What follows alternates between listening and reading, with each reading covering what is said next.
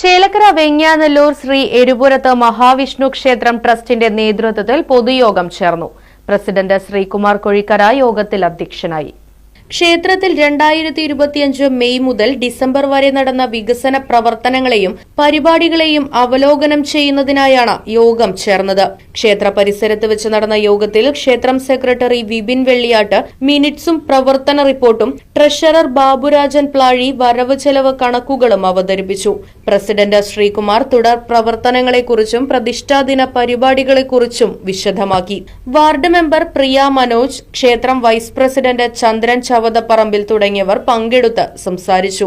ആദ്യത്തെ പ്രതിഷ്ഠാദിനം മാർച്ച് 30-ന് ആഘോഷിക്കുന്നതായിരിക്കുമെന്ന് ക്ഷേത്ര ഭാരവാഹികൾ അറിയിച്ചു.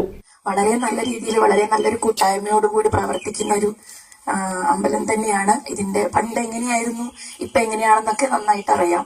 ഞാനിവിടെ വരുന്ന സമയത്തുള്ള അമ്പലത്തിന്റെ അവസ്ഥയല്ല അപ്പോ വളരെ ഒരു വർഷം കൊണ്ട് ഇത്രയധികം പുരോഗതി നമ്മുടെ ഈ കൊച്ചു ഭാഗത്തു നിന്ന് വന്നു എന്നുള്ളത് തന്നെ വളരെ അഭിനന്ദനാർഹമാണ്.